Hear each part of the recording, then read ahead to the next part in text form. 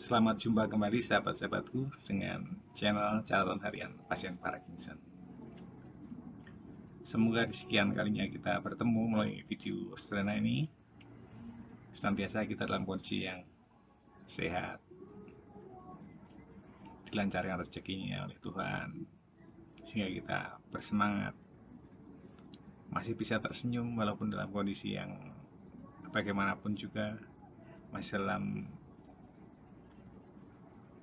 kondisi pandemi COVID-19. Mudah-mudahan segera selesai, yang sakit disembuhkan, yang sehat divaksin dan menjadi punya kekebalan, sehingga bisa tersenyum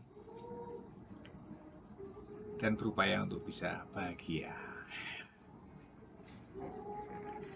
Baiklah sahabat-sahabatku, di video-video sederhana yang lalu telah kita sharekan beberapa pengalaman pasien Parkinson, yaitu saya sendiri, dalam proses pengobatannya, dalam penderitaannya, dalam upaya-upaya yang dilakukan untuk terapi, kemudian upaya-upaya untuk mempertahankan supaya tetap fit, sehat, dan bugar, seperti itu. Nah, sebelum dilanjutkan, mohon kepada saudara-saudara sekalian untuk jangan lupa nanti setelah menonton untuk klik like, kemudian berikan komen, kemudian subscribe, dan tolong di-share ke teman-teman yang lain supaya punya pengetahuan yang mungkin mereka belum punya, pengetahuan sederhana yang paling tidak bisa untuk berjaga-jaga jangan sampai kita terkena Parkinson. Baiklah sahabat-sahabatku yang terkasih, Parkinson bukan untuk kita musuhi, Parkinson bukan untuk kita jahati, walaupun seyogyanya dia jahat pada kita, tetapi Parkinson harus kita kenali baik-baik.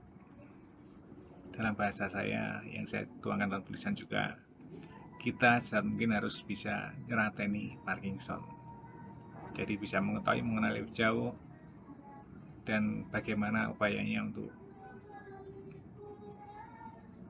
tersolusikan atas tremor yang terjadi, atas ngilu-ngilu yang terjadi, dan apapun dampak efek dari Parkinson kita bisa kenal, dan bagaimana pertolongan pertamanya yang harus kita lakukan. Nah, itu yang perlu kita ketahui. Sekali lagi, kita tidak hanya untuk mencari sembuh saja, karena pada dasarnya Parkinson bukan penyakit yang sembuh 100%, tapi hanya bisa dihambat dan dihambat, sehingga kita harus berupaya untuk mengenali, dalam bahasa nyerateni. Nah, itu yang perlu kita lakukan. Sahabat-sahabatku, terkadang kalau badan kita sedang tidak enak, atau misalnya dua tangan lah, tangan kanan kaku untuk melakukan sesuatu, sakit untuk melakukan sesuatu, atau semutan, atau kebas. Nah, secara otomatis kita selalu pakai tangan kiri terus, dan kanan kita abaikan. Nah, bukan satu dua orang yang seperti itu, tapi kebanyakan orang akan mengalami seperti itu, sehingga kita sebenarnya kenal, oh, tangan kanan saya sakit, tangan kanan saya fungsinya tidak normal. Justru kita diamkan, kita pakai tangan kiri kita supaya lebih cepat. Kita tidak sabar, ya, misalnya ngambil sesuatu dari meja, tangan kanan untuk ngambil susah, tangan kiri yang mudah, maka cepatlah gunakan tangan kiri kita. Yang kadang-kadang kita lupakan, kita mendiamkan yang seharusnya tidak kita diamkan. Kita tidak melatih yang harusnya kita latih supaya terbiasa lagi. Nah, ini yang dalam tanda kutip bahayanya terletak di situ sebenarnya, sehingga tangan kanan yang tadinya mungkin hanya semutan menjadi lebih parah, tangan kiri yang tadinya sehat menjadi tidak sehat. Nah, inilah yang harus kita solusikan. Nah, maka fungsinya kita stretching barang 30 menit lah satu harinya, atau kita jogging barang 30 menit satu harinya, atau kita yoga barang 30 sampai 1 jam lah setiap harinya, atau kita berenang barang 30 sampai 60 menit dalam satu harinya. Yang penting kita lakukan. Nah, di situ. Seperti halnya dalam video-video yang telah lalu, sederhana sebenarnya. Karena pada dasarnya seorang Parkinson itu akan mahal ekspresi. Senyum sulit, nggak bisa. Dipaksa bisa, tapi senyumnya jadi senyum yang nggak enak lah. Senyum harusnya manis jadi senyum pahit, gitu ya. Itu Parkinson. Nah, terasa kaku semua, terasa apa namanya? Tidak lentur. Pipi juga rasanya kaku, kedipan mata juga rasanya juga hambat. Kemudian gerakan bibir rasanya juga kaku, lidah keluh, untuk menengok juga kaku, untuk mengangguk juga kaku. Hampir semuanya terjadi seperti itu, mengalami kekakuan. Nah, ini yang perlu kita latih. Sedangkan Parkinson, ada sesuatu yang harus kita pahami. Seorang pasien Parkinson tidak boleh kita manjakan, tetapi tidak boleh terlalu kita tegakan juga. Nah, ini susahnya. Tiap hari harus bergerak, mobilitas harus ada, tapi tidak boleh capek. Nah, ini yang sulit dilakukan seperti di situ. Tidak diperkenankan untuk emosi, untuk marah, ya, untuk berpikiran yang berat-berat, untuk apa namanya, melakukan kegiatan yang berat. Nah, jadi yang ringan-ringan saja, tetapi bisa dilakukan. Tidak perlu dalam waktu yang lama, tapi sering dilakukan. Ya, itulah yang sulit, memang sulit. Saya mengakui memang sulit. Dalam kurun waktu 5 tahun untuk menerima bisa seperti itu sulit sekali. Baru setelah upaya terus terang dilakukan oleh Mayora, itu upaya yang sungguh luar biasa bagi pasien seperti saya yang kesulitan dalam pengobatan pembiayaannya. Karena sudah pensiun dini, tinggal BPJS, dan BPJS terbatas. Nah, terbatas dalam arti apa? Tindakannya terbatas, obat-obat yang bisa di cover terbatas. Nah, seperti itu kesulitan saya. Nah, puji Tuhan di cover semua oleh Mayora di akhir putus asaan saya. Jadi bangkitkan lagi. Dan sekali lagi, Tuhan datang tepat pada waktunya, dan Allah tidak akan membiarkan kita dalam penderitaan yang teramat dalam.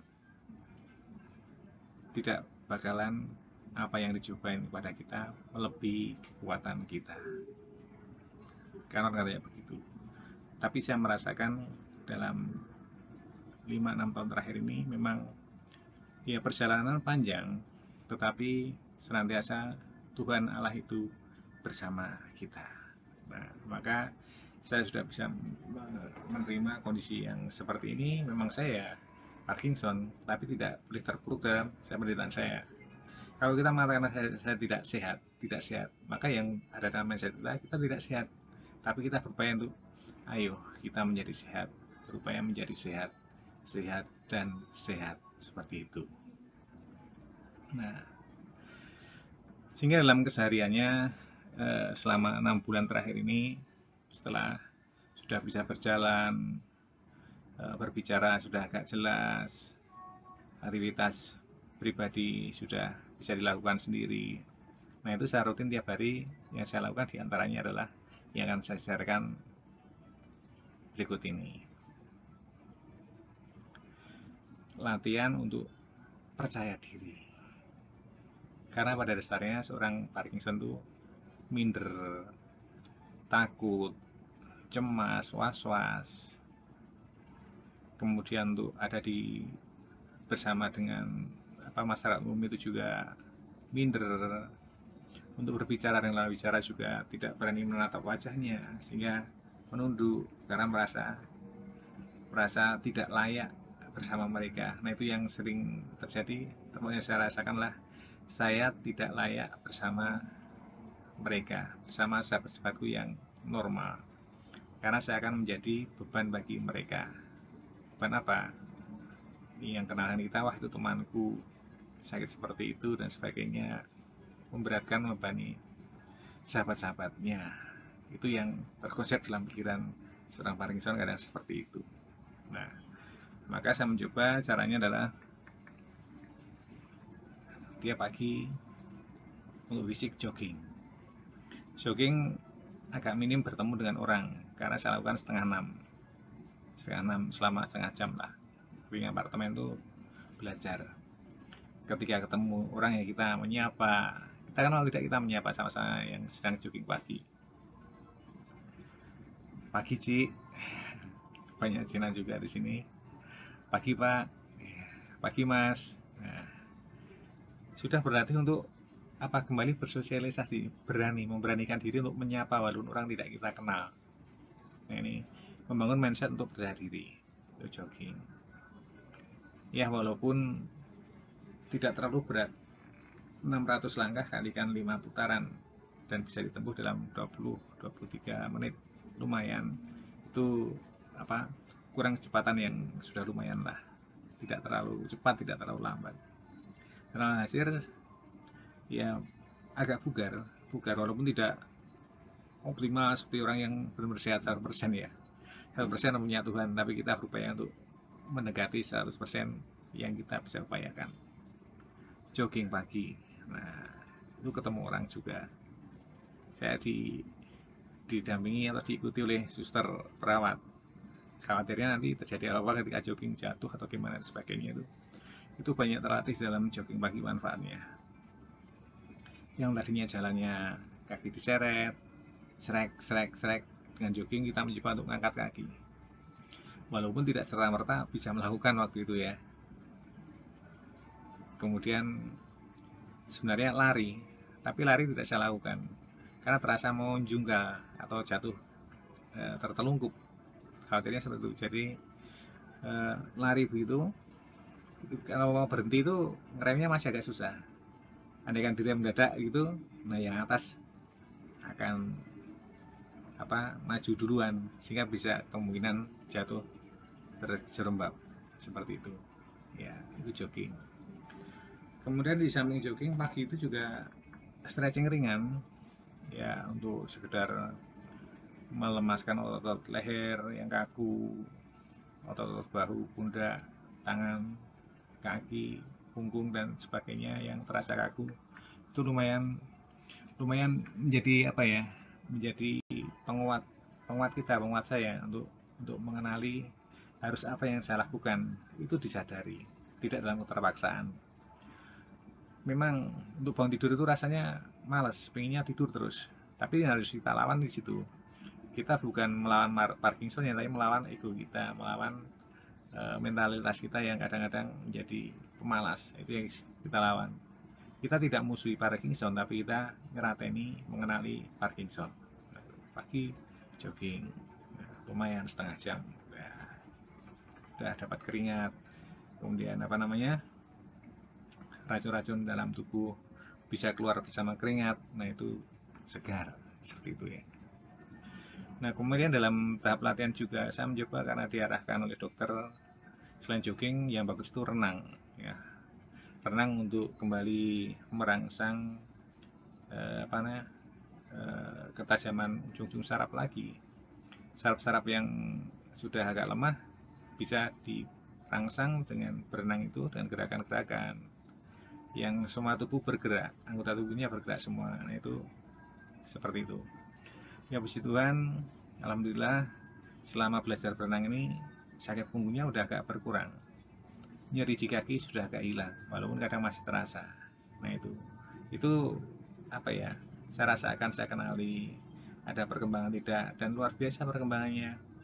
Yang tadinya 6 tahun nggak pernah masuk kolam jebur, tiba-tiba perlu nyebur kolam lagi walaupun belum bisa berenang lagi. Di mindset saya bisa berenang, tapi ketika masuk kolam ternyata nggak bisa, tenggelam. Nah ini yang kita juga menyadari bahwa apa yang sebenarnya kita pikirkan adalah mindset kita bisa, tetapi berbeda jauh dengan kenyataannya. Kita menjadi tidak bisa dan harus berlatih dari nol lagi. Saya ambil contoh renang itu dulunya terbiasa di kedung atau di kolam atau di kali itu biasa berenang gitu ya. Tapi sementara sekarang di tempat berenang yang enak di kolam apartemen tuh airnya tenang, airnya bersih, jernih, suasananya juga tidak ramai banget. Nah, tapi malah nggak bisa berenang, harus belajar dari nol lagi. Dari menyelam dulu, glubuk gitu ya. Kadang ada air yang masuk hidung. Itu kan controlling kita terhadap apa ya, situasi yang kita bangun juga. Ketika menyelam harus bernapas menggunakan apa? Apakah ditarik lewat hidung atau mulut? Nah, ini seolah harus dimulai dari awal lagi. Kita tahu teorinya tapi praktiknya belum. Jadi hilang, nggak bisa. Itu yang saya lakukan. Mulai berenang, ya nyeluncur sebentar, jarak pendek, nyeluncur lagi. Dan hampir seminggu nih ya.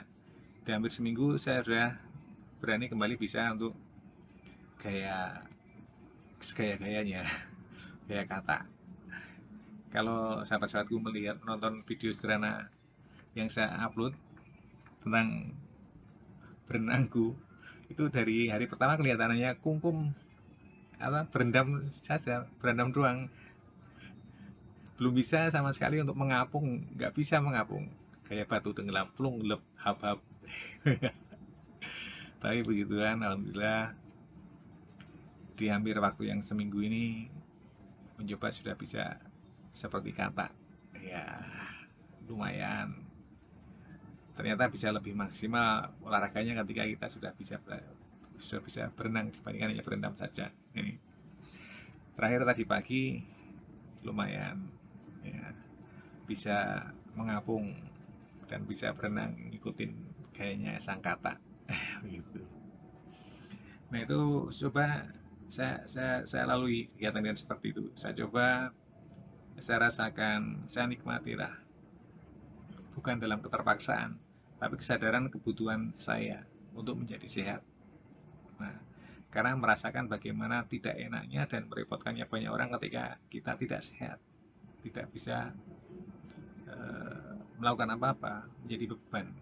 Nah, kalau bisa kita mengurangi ketergantungan pada orang lain sehingga tidak membebani orang lain. Itu minimal itu yang harus kita bisa lakukan, kita bangun dalam mindset kita. Nah itu pagi jam 9 sampai jam 10 lah, sekitar 1 jam untuk berenang. Ya dalam kolam renang juga ketemu beberapa orang juga, kita mencoba untuk bersosialisasi lagi, menyapa dari yang tidak kenal. Saya tidak kenal sama sekali orang-orang yang ada di kolam selama ini. Saya penghuni baru di sini, jalannya numpang. Dan mereka adalah penghuni apartemen. Kalau hari-hari biasa di kerja, ya paling bersama 2-3 orang yang bareng berenang.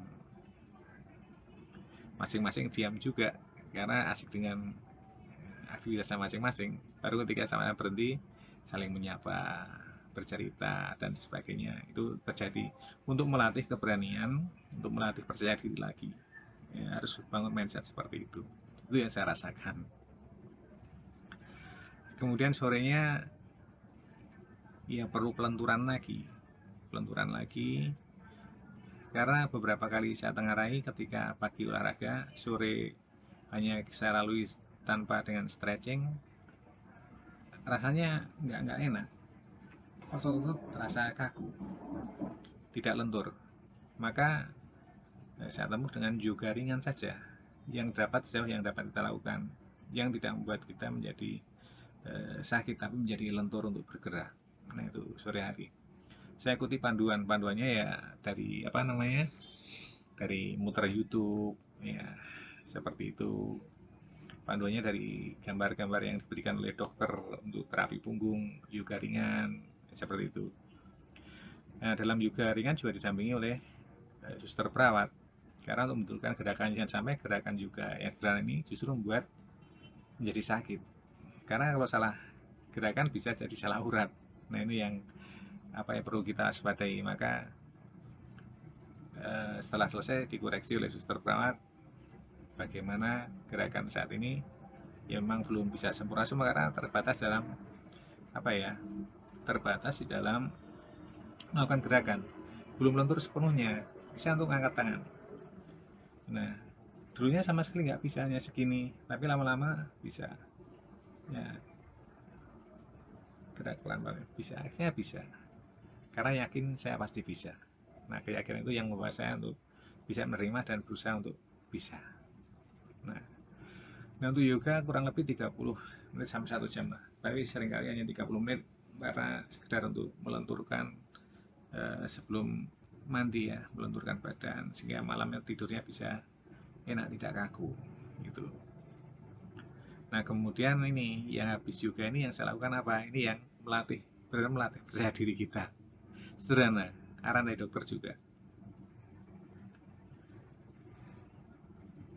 Karena yang terjadi kekakuan bukan hanya otot-otot badan, tetapi alat ucap kita juga mengalami apa ya, penurunan fungsi, penurunan ketajaman dalam berbicara, kelenturan lidah, gerakan bibir, dan sebagainya itu menghambat kita dan menjadikan kita minder. Maka perlu dilatih. Latihannya bagaimana? Karaoke. Mungkin sahabat-sahabat kalau mendengar atau menonton video yang saya buat ketika karaoke pasti akan mentertawakan. Jangankan nadanya yang pas, suaranya saja tidak keluar, hanya suara yang terbata-bata. Padahal dalam mindset saya bisa menyanyi, misalnya menyanyi Angin Malam, karyanya Bruri Marantika itu ya. Kemudian ada lagi lagu-lagunya Masih di Kempot, lagu-lagunya Campur Sari itu ya. Lagu-lagu pop juga, rock juga. Dalam mindset masih ada yang bisa gitu. Tapi ketika terjun langsung menghadapi padahal hanya sendiri, paling dengan suster perawat yang mendengarkan musik instrumen bunyi, harusnya sudah masuk tapi belum masuk sehingga tidak pas. Nadanya harusnya tinggi karena nggak sampai, harus menjadi nada rendah. Maka perlu berlatih seperti yang di video sederhana yang lalu, berlatih otot-otot yang ada di wajah kita, di mulut kita ya. Kemudian pernapasannya juga seperti itu dengan latihan sederhana saja. Kalau kita bisa bersiul berarti kita pasti bisa untuk menyanyi harusnya. Siul yang bunyi bukan yang tidak bunyi ya. Nah, dan diberi nada. Nah, paling enggak kita mengenal lagi nada-nada tangga nada do re mi fa sol la si do. Nah, itu. Kemudian vokalnya, ucapannya, supaya orang yang menjadi lawan bicara kita juga bisa membaca ketika kita mengucap dan dia tidak dengar tapi hanya membaca gerakan mulut dari a, i, u, e, o. Nah, itu saya latih terus seperti itu sehingga saya yakin lama-lama asal saya tidak bosan, saya masih rajin disiplin untuk berlatih, pasti bisa ya. Kemudian juga gerakan lidah. Nah, harus bunyi harus bunyi. Nah, bunyi itu juga membantu kita menerapi secara pribadi kekeluhan lidah kita. Nah, sederhana kan, yang biasanya dilakukan oleh anak-anak, cedokan ya. Nah, beri kode, tok tok, oh ada orang lewat, oh temannya datang. Ya, itu kan anak-anak yang iseng dulu, tapi sekarang bisa kita gunakan untuk menerapi sendiri self love, untuk melatih lidah supaya lentur, supaya bisa untuk bicara itu juga enak. Dan juga ini di video yang lalu sudah saya sharekan juga, sekedar melenturkan otot pipi, gembungkan, lepas, lepas. Nah, itu. Kemudian juga tarik nafas, buang nafas, ini relax gitu.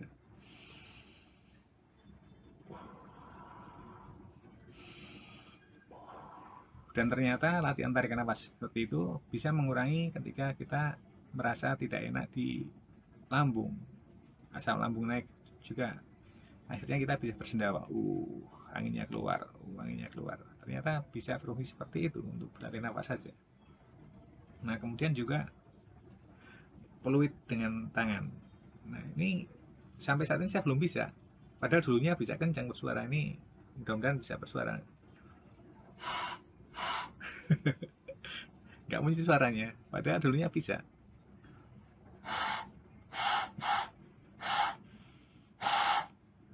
Hanya anginnya yang keluar. Coba lagi. Wah, belum bisa.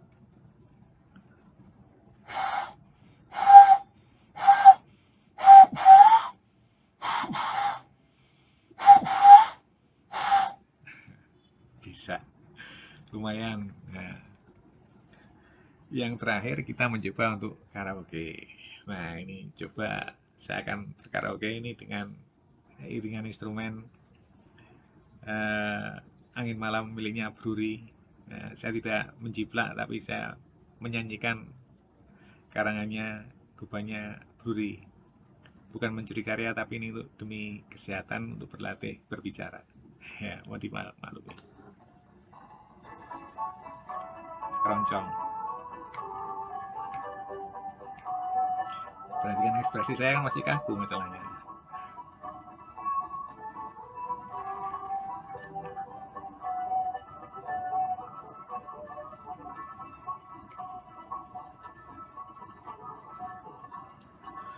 Berembus angin malam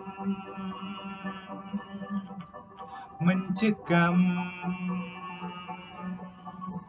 menghempas, membelai wajah ayu. Itulah kenangan yang terakhir denganmu.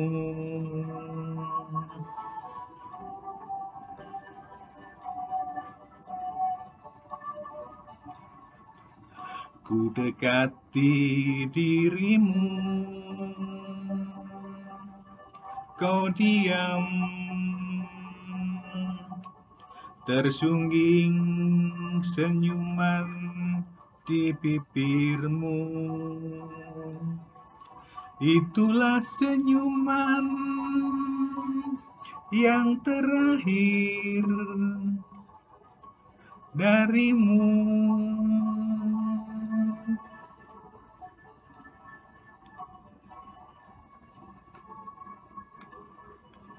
Diiringi gemuruh angin, meniup daun-daun, alam yang jadi saksi, kau serahkan jiwa raga.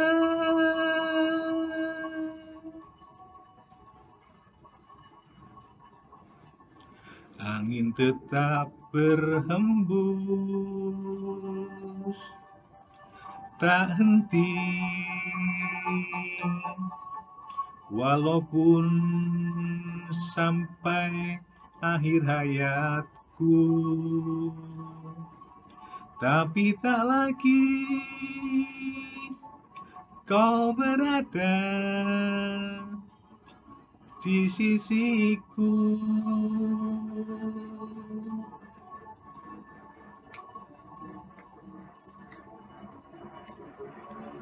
Diiringi gemuruh angin,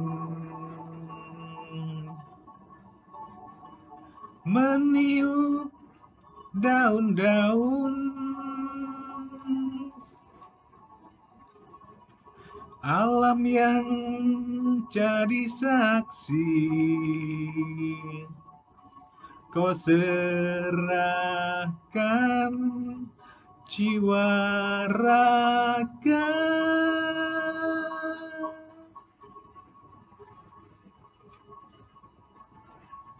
Angin tetap berhembus, tak henti, walaupun sampai akhir hayatku. Oh angin malam, bawa daku kepadanya.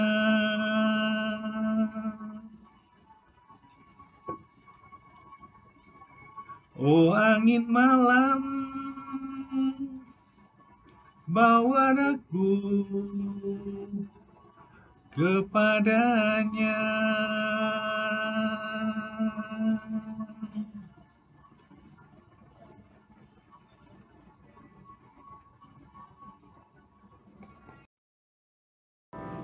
Satu lagi lagu dari Mas Didi Kempot, Nikeri, Kangen Nikeri.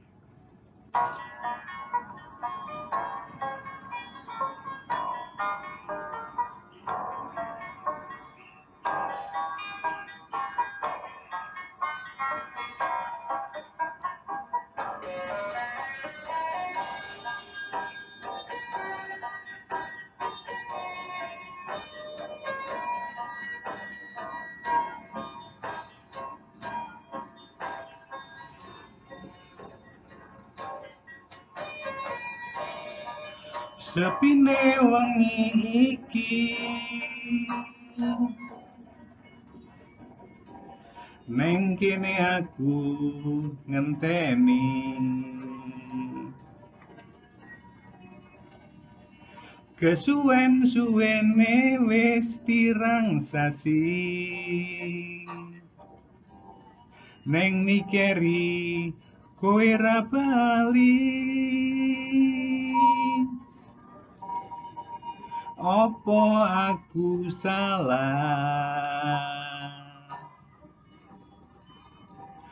nalika urip saomah,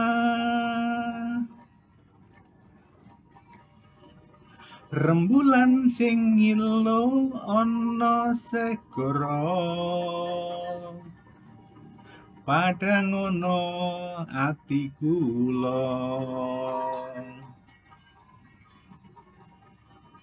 Pujaan hatiku ra teka-teka neng Nikeri ndang mulia. Apa aku salah nalika urip saomah,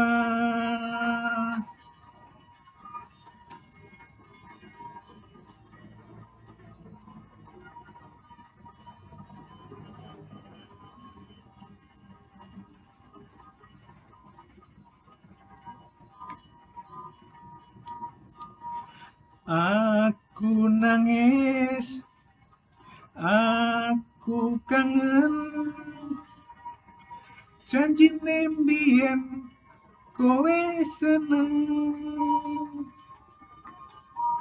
neng Nikeri, tak enteni ke mulya neng kene aku ngenteni.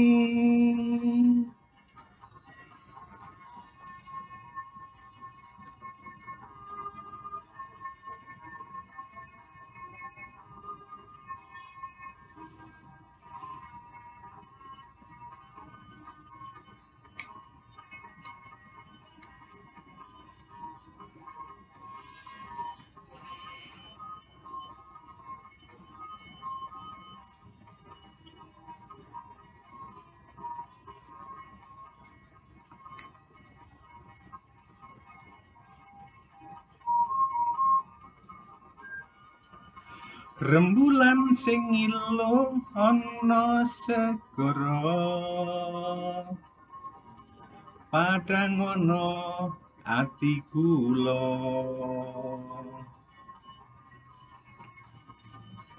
Pujaan hatiku ra teka-teka neng Nikeri ndang mulia. Opo aku salah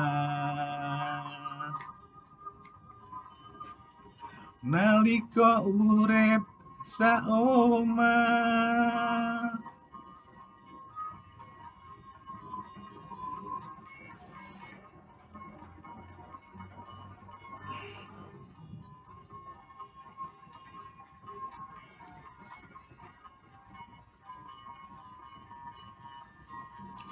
Aku nangis, aku kangen,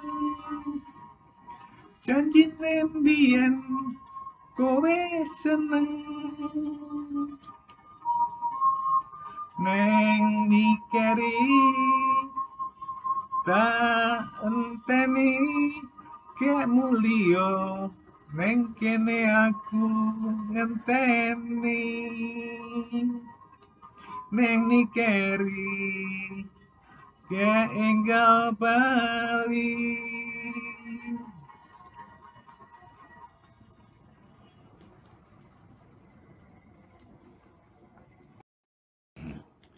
Ya, demikian sahabat-sahabatku, sekedar untuk menghibur diri di tengah-tengah kesepian, di tengah-tengah masa penyembuhan, di tengah-tengah untuk merecovery kesehatan, sehingga bisa senang, bisa senyum, ya, dan termasuk bisa menghibur yang menonton channel ini dengan lagu-lagu yang masih apa ya, nadanya belum jelas dan tidak bisa masuk sama seperti yang diinginkan, namanya berlatih.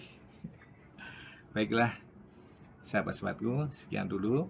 Jangan lupa setelah menonton video ini klik like, berikan komen, kemudian subscribe, dan tolong di-share ke teman-teman yang lain. Terima kasih. Jumpa kembali di video-video berikutnya.